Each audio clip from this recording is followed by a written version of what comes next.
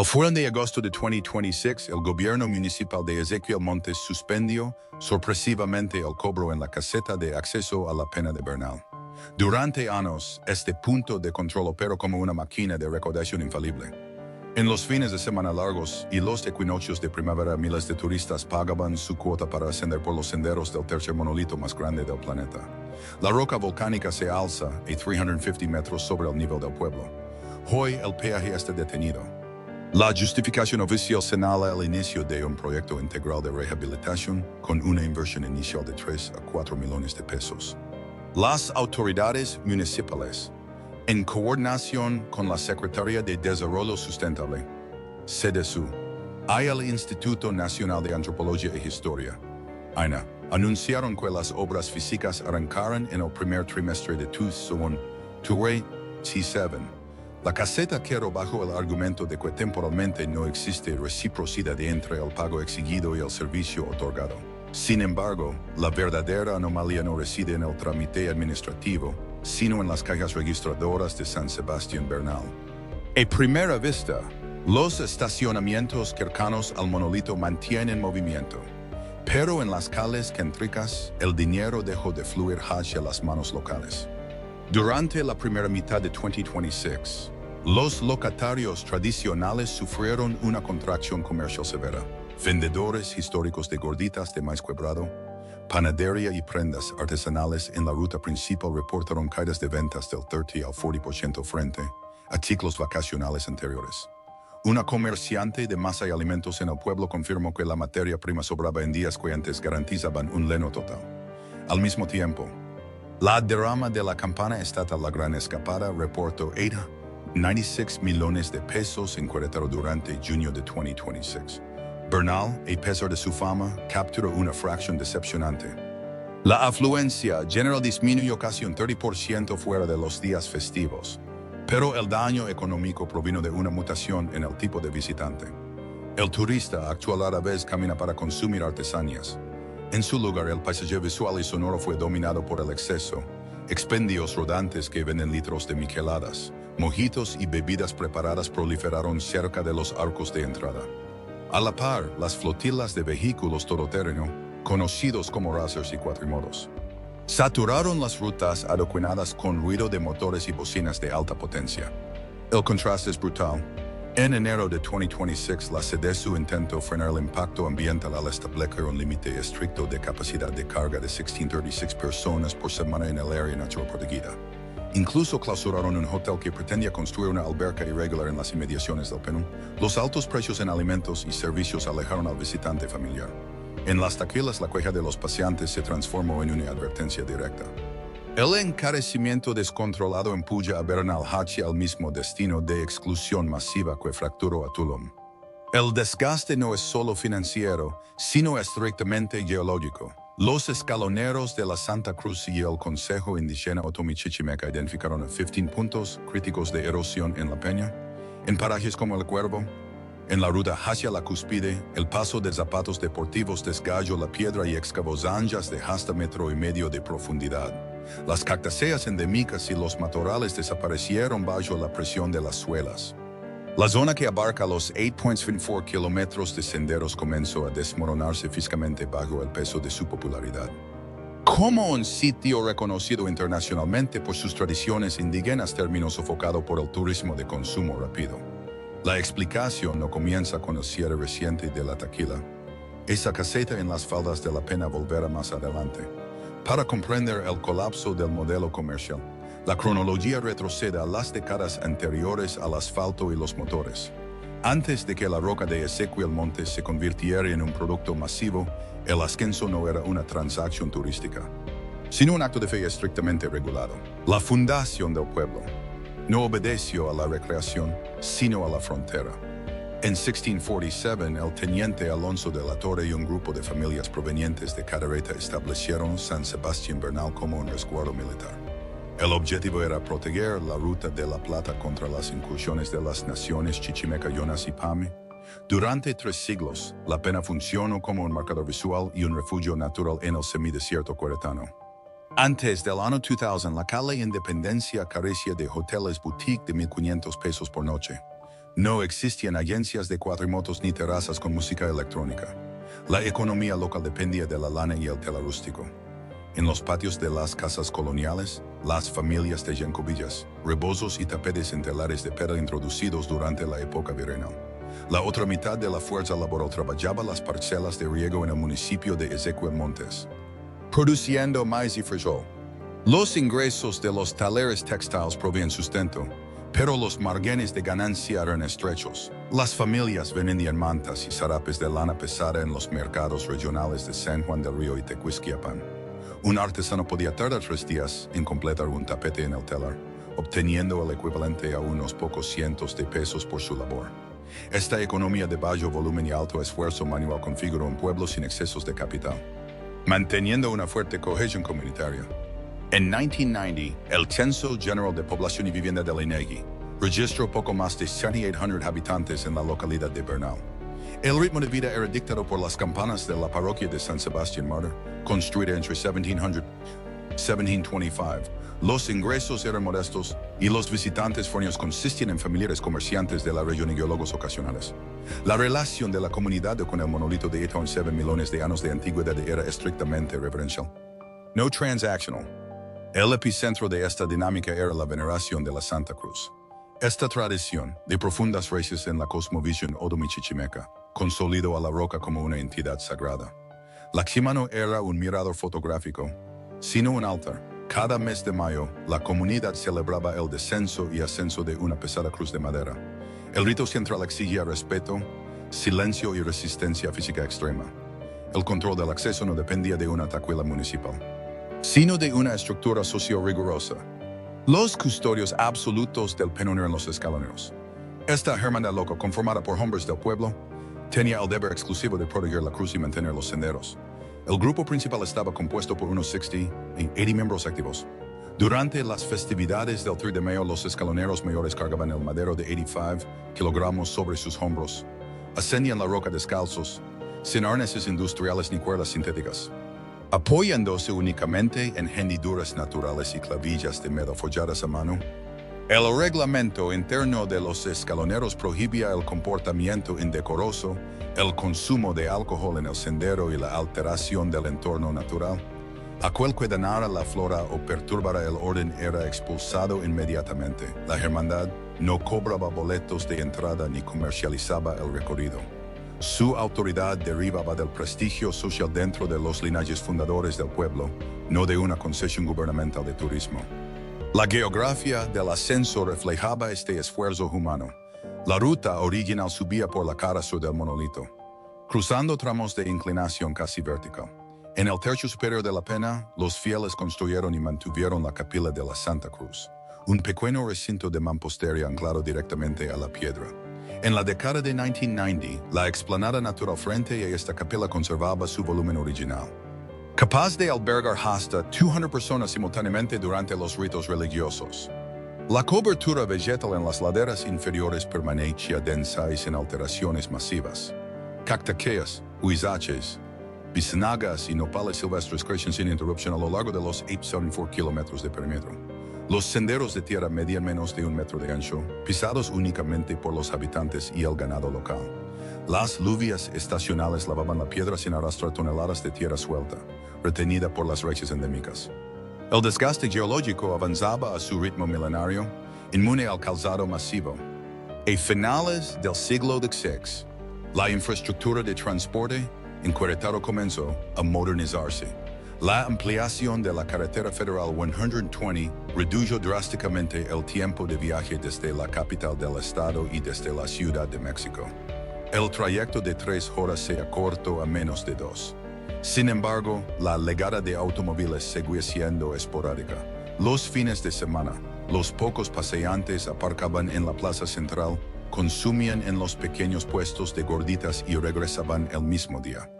Para el año 2001, San Sebastián Bernal mantenía su aislamiento operativo. No existen planes maestros de desarrollo turístico, subsidios federales ni declaratorias internacionales. El municipio de Ezequiel Montes recaudaba impuestos de la agricultura, la ganadería y el emergente sector vitivinícola, pero no cobraba peaje por escalar la montaña. La roca era el telón de fondo de un pueblo de tejedores que resguardaba sus altares en las alturas, ignorando la maquinaria comercial que pronto descubriría su potencial estético. En febrero de 2005, la Secretaría de Turismo Federal Sector incluyó a San Sebastián Bernal en el programa Pueblos Mágicos. El título no era un simple reconocimiento honorífico, sino un mecanismo de inyección de capital. La política pública exigía que las localidades beneficiadas mejoraran su imagen urbana para retener el nombramiento. A cambio, el gobierno federal y el estado de Querétaro liberaron fondos millonarios para la transformación física del centro histórico. Entre 2006 y 2008, el entorno visual del pueblo cambió drásticamente. Las cuadrillas de construcción levantaron el asfalto y adoquinaron las vías principales. Retiraron los postes de luz y ocultaron el cableado eléctrico en conductos subterráneos. Las fachadas de las casas coloniales en la calle Independencia y la avenida Benito Juárez recibieron paletas de colores estandarizadas. El municipio aprobó reglamentos para unificar los letreros comerciales. Bernal adquirió la estética impecable de una escenografía virreinal, lista para la cámara fotográfica. El segundo detonante ocurrió a nivel internacional. En septiembre de 2009, la UNESCO inscribió a los lugares de memoria y tradiciones vivas de los otomí chichimecas de Tolimán en la lista del patrimonio cultural y material de la humanidad. El expediente oficial nombró explícitamente la pena de Bernal como la guardiana de este territorio sagrado. El reconocimiento buscaba blindar las rutas de peregrinación, las capilas familiares y el ecosistema del semidesierto queretano contra la depredación industrial y urbana. La declaratoria de la UNESCO produjo el efecto contrario. En lugar de funcionar como un escudo protector, el celo internacional operó como una poderosa campana de publicidad global. Los folletos turísticos, las guías de viaje y las agencias estatales promocionaron a la pena ya no como un simple accidente geográfico, sino como un patrimonio mundial con supuestas propiedades energéticas. El misticismo indígena fue empaquetado y comercializado para el consumo urbano. La doble marca registrada, Pueblo Mágico y Patrimonio de la Humanidad, disparó la especulación inmobiliaria. Inversionistas de la ciudad de Querétaro, San Juan del Río y la Ciudad de México adquirieron propiedades alrededor de la plaza principal y en las faldas del monolito. El valor de la tierra se multiplicó. Los viejos patios de secado y los taleres de telares de pelo fueron demolidos o remodelados para construir hoteles boutique. Para el año 2012, el inventario de hospedaje en el municipio había cambiado de unas cuantas posadas familiares a más de 40 hoteles y hostales registrados.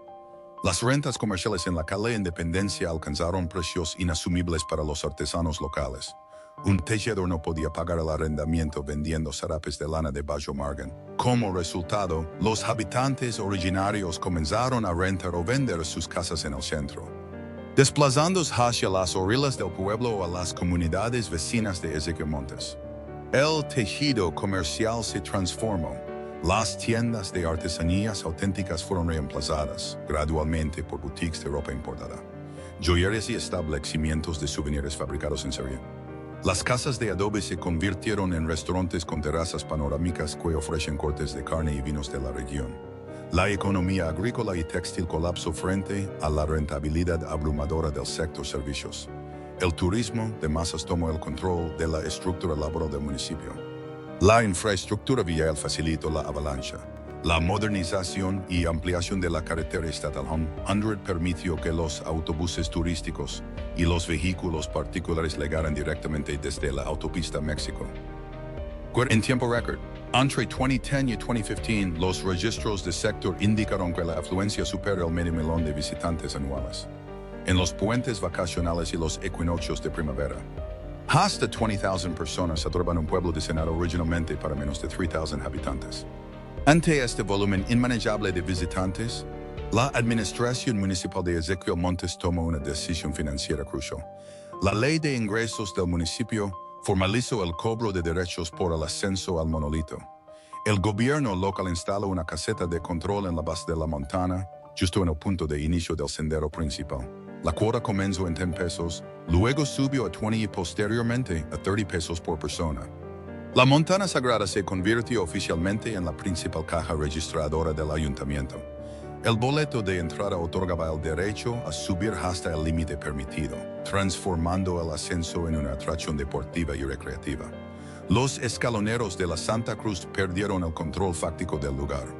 El silencio religioso exigido por la hermandad fue silenciado por el eco de miles de turistas en zapatos deportivos, botellas de plástico y aparatos de sonido portátiles. La Roca ya no era un altar, era un activo municipal.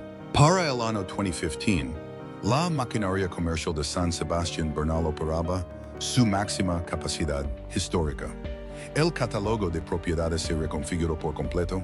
Las antiguas casonas de gruesos muros de adobe, que durante generaciones albergaron los telares familiares, fueron rediseñadas por despachos de arquitectos de la capital del estado. El municipio registró una explosión de licencias comerciales.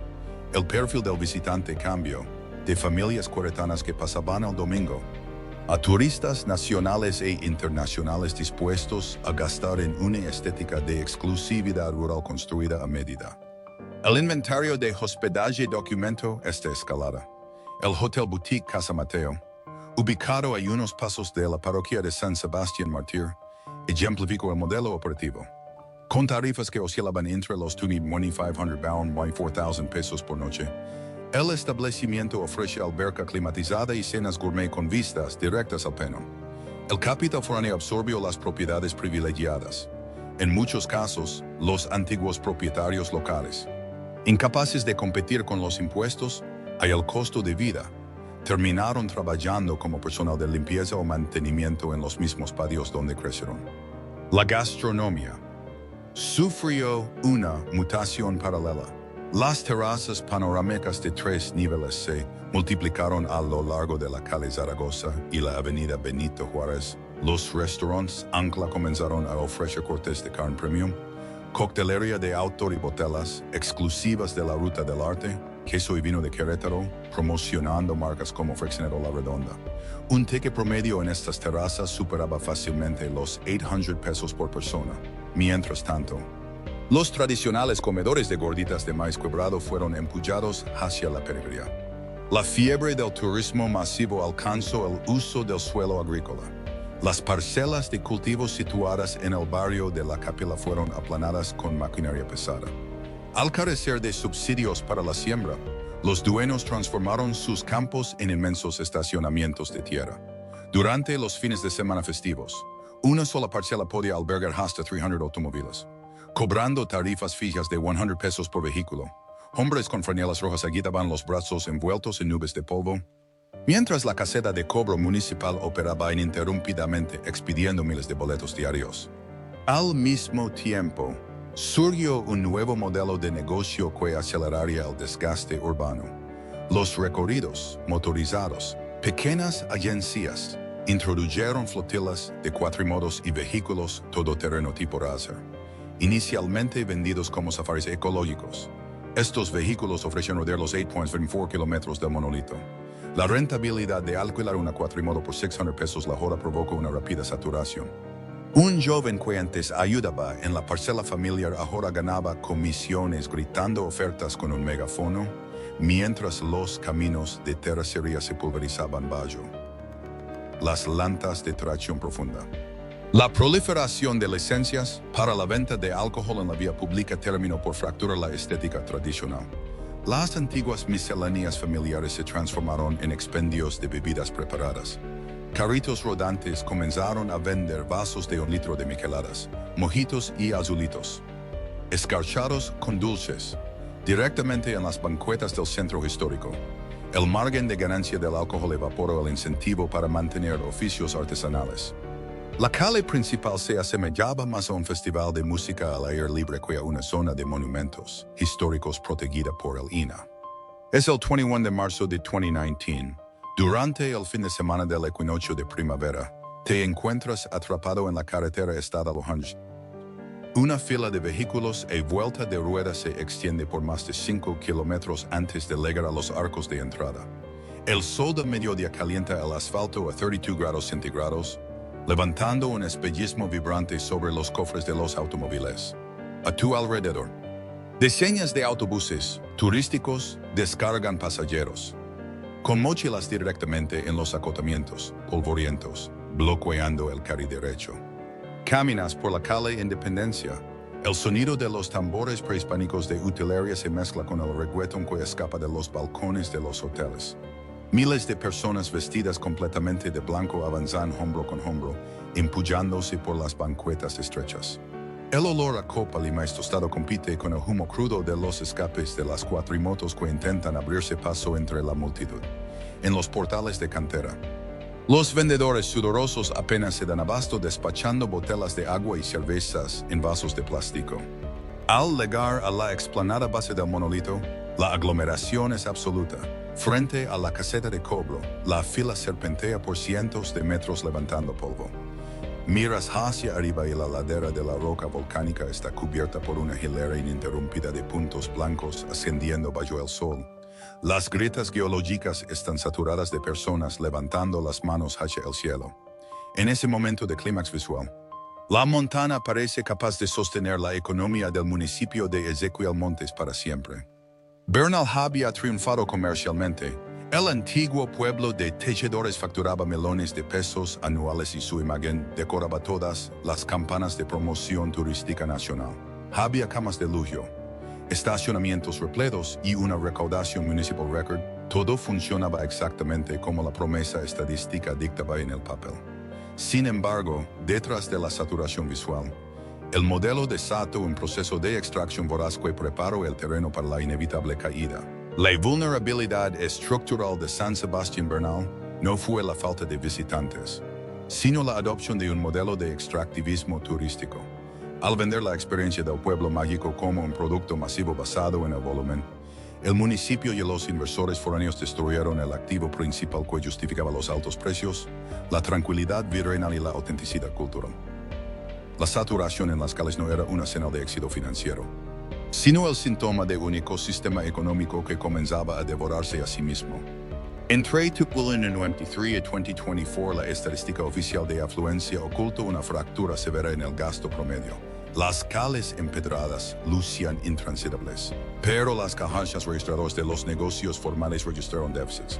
El turismo familiar de alto poder adquisitivo, que en la década anterior pagaba 3,000 pesos por una noche de hotel y consumía en restaurantes establecidos, comenzó a cancelar reservaciones. Las reseñas y quejas en plataformas digitales documentaron el motivo exacto.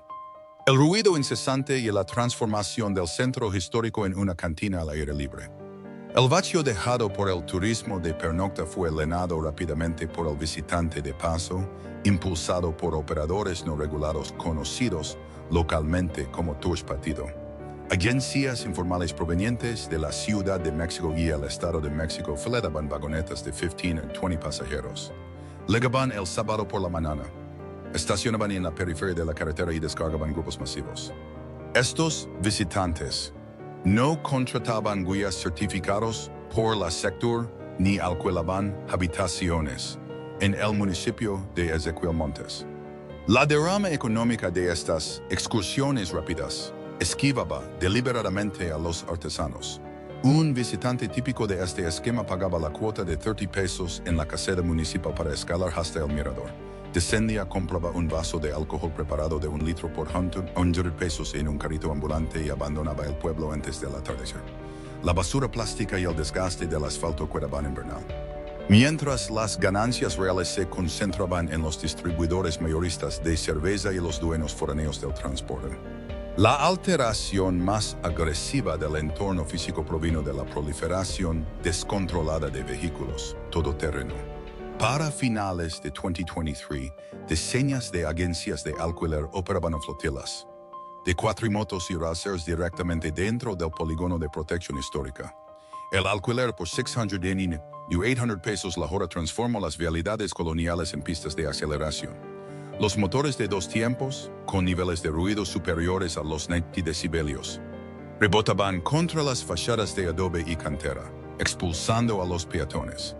El 18 de marzo de 2024, la presión obligó a la Dirección de Turismo de Ezequiel Montes a emitir circulares para regular los horarios y las rutas de los vehículos motorizados.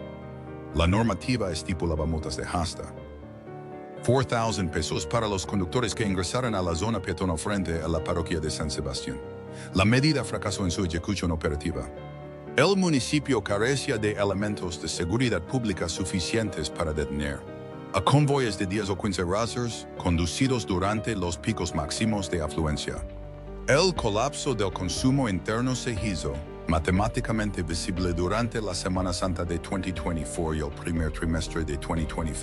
Los líderes de la Asociación de Artesanos y locatarios de Bernal reportaron una caída sostenida del 30 al 40% en las ventas de productos locales. En la calle principal, un local comercial de apenas 10 metros cuadrados llegó a cotizarse en 15,000 a 20,000 pesos de renta mensual. Un artesano que tardaba una semana en tejer un rebozo de 400 pesos no podía subsidiar esa burbuja inmobiliaria. La plataforma Airbnb aceleró esta fuga de capital.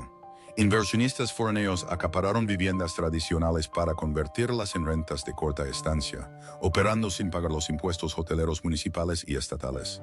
Las casas permanecían vacías de lunes a jueves, eliminando la vida comunitaria del vecindario. Los viernes, grupos ocupaban los inmuebles organizando fiestas privadas con equipos de sonido.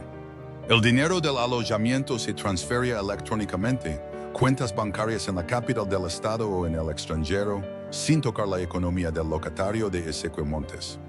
El déficit financiero se reflejó inmediatamente en la infraestructura pública. La red de agua potable y el sistema de recolección de basura de la delegación de Bernal fueron diseñados para una población residente menor a los 4,000 habitantes. Durante los fines de semana de 2024, el volumen de residuos sólidos superaba las 15 toneladas diarias, compuestas mayoritariamente por botellas de vidrio, envases de PET y desechables comerciales. El ayuntamiento drenaba su presupuesto operativo intentando limpiar el desastre dominical. Sin embargo, la responsabilidad de este deterioro no recayó exclusivamente en corporativos foráneos. Ante la caída del margen de ganancia de la gordita tradicional o la lana, las familias originarias que aún conservaban propiedades fraccionaron sus patios para alquilar metros cuadrados a franquicias y vendedores de bebidas alcohólicas. El arrendamiento para la venta de embriagantes se presentó como la única vía de supervivencia financiera, y era a corto plazo frente a los altísimos impuestos prediales. El modelo había acorralado a sus propios fundadores. En la primera mitad de 2026, la contabilidad del desastre se hizo oficial en las asambleas locales de Bernal. Los locatarios de la calle Independencia y la avenida Benito Juárez confirmaron que la afluencia visual ya no pagaba las rentas. La caída sostenida del 30 al 40% en las ventas de artesanías y alimentos obligó a varios negocios históricos a cerrar sus puertas o traspasar los locales. El visitante que caminaba buscando un rebozo de lana había desaparecido, ahuyentado por el tráfico y la saturación. El encarecimiento desproporcionado de los servicios básicos aceleró esta fuga. Durante las vacaciones de Semana Santa de 2026, un plato de enchiladas queretanas en una terraza con vista al monolito alcanzó precios de hasta 350 pesos. Los estacionamientos de tierra que años atrás cobraban 50 pesos por tiempo libre impusieron tarifas inflexibles de 150 y 200 pesos por vehículo bajo el sol del mediodía. Una familia de 4 personas necesitaba desembolsar más de 2,000 pesos en un lapso de 3 horas solo para comer y aparcar.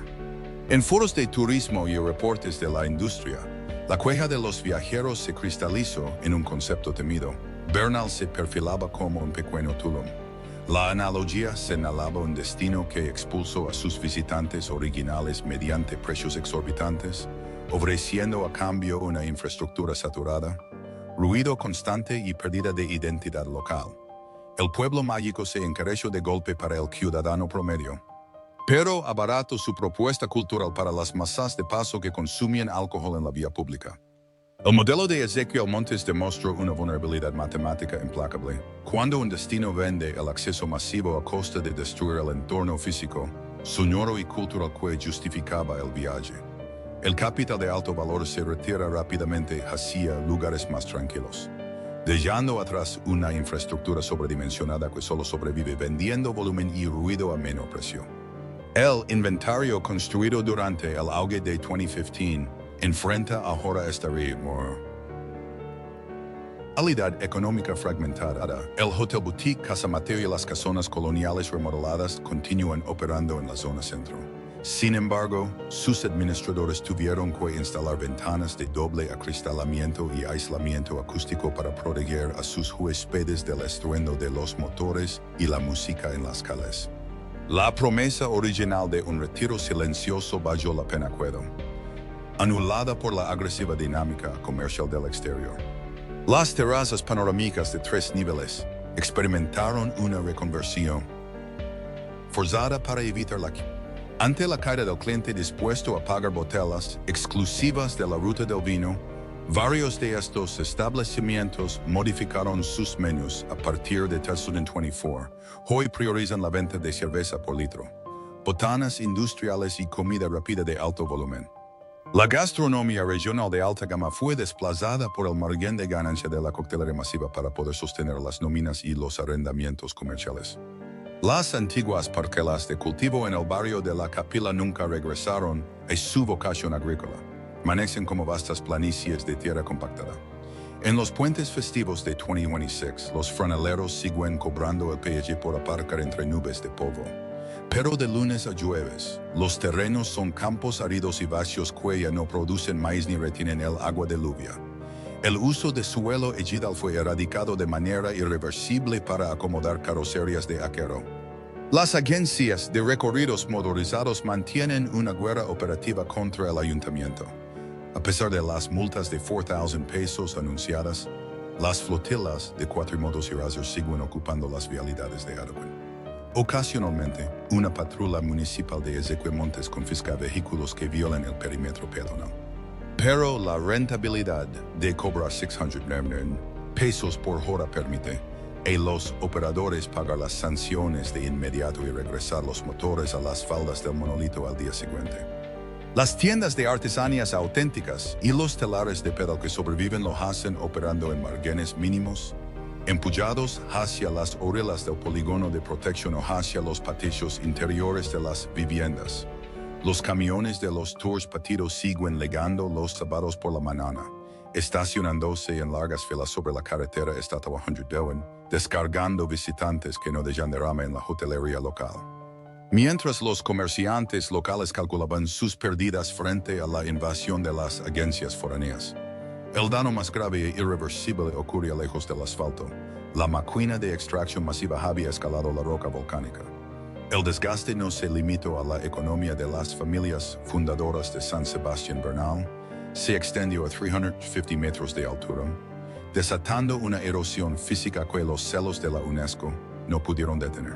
En agosto de 2026, el saldo del monolito refleja el costo real de su comercialización. El gobierno de Ezequiel Montes mantiene la suspensión del cobro en la taquilla. La pausa no es un gesto de buena voluntad hacia el visitante, sino una maniobra de emergencia ante el desgaste de la infraestructura geológica y la presión social. Durante la primera quincena de ese mes, las autoridades municipales y estatales aceptaron que la roca de 8.7 millones de años ya no soporta el volumen de tráfico humano sin medidas de contención. Las inspecciones documentadas por el Consejo Indigeno Otomi Chichimeca y los escaloneros revelaron un daño físico medible. En la zona de ascenso superior, la explanada natural que rodea la capilla de la Santa Cruz simplemente desapareció. La plataforma de piedra y tierra que en la década de 1990 albergaba con seguridad 200 feligreses durante las festividades de Mayo, hoy apenas sostiene a 20 personas en riesgo de una caída fatal. Cientos de toneladas de suelo fueron barridas hacia las faldas de la montaña. El catálogo del patrimonio cultural inmaterial de la UNESCO, otorgado en 2009, enfrenta una fractura evidente. El expediente oficial nombró a la pena de Bernal como la guardiana de un paisaje sagrado para asegurar su preservación. Hoy, esa misma ruta de peregrinación es una zanja erosionada de hasta 1,5 metros de profundidad en el paraje conocido como El Cuervo. La flora endémica, incapaz de retener el sustrato, murió aplastada por el tránsito ininterrumpido de paseantes no regulados. La estadística actual documenta la exclusión de los habitantes originarios. Muchos tejedores y vendedores tradicionales abandonaron la Cala Independencia. Operan ahora desde comunidades periféricas como San Antonio de la Cal, o desde los patios traseros de las viviendas que no fueron compradas por el capital foráneo. Mientras tanto, las vagonetas de los recorridos informales de fin de semana continúan llegando a la carretera estatal, descargando turistas que consumen bebidas preparadas sin hallar ingresos fiscales en las cuentas del municipio. El conflicto económico sigue activo en las asambleas locales. A mediados de 2026, la Asociación de Artesanos y Locatarios exigió la intervención del Instituto Nacional de Antropología e Historia, INAH. Los comerciantes piden frenar la emisión de licencias para la venta de alcohol y restringir el tránsito de las flotilas de cuatrimotos que continúan facturando miles de pesos semanales. La disputa enfrenta a dos modelos incompatibles: la preservación de la vida comunitaria y la extracción acelerada de capital a través del turismo motorizado. San Sebastián Bernal conserva la nomenclatura oficial de Pueblo Mágico. La Secretaria de Desarrollo Sustentable, SEDESU, anunció a finales del verano de 2026 una inversión inicial de 3 a 4 millones de pesos. El fondo estatal pretende instalar nueva infraestructura de contención, barandales y senderos delimitados antes de reabrir comercialmente la ruta en 2027. La economía de la cabecera municipal sigue anclada al visitante, pero el modelo agotó el recurso que le daba valor. Caminas hacia la explanada principal frente a la Pena de Bernal. Te detienes frente a la pequeña caseta municipal de acceso. La ventanilla de cristal está cerrada con candado y ningún empleado expide boletos de 30 pesos.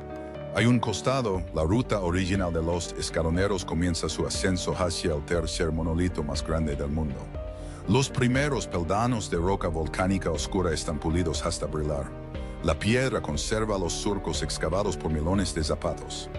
El polvo suelto cubre el sendero hacia la capilla. La taquilla está vacía. El ascenso está detenido.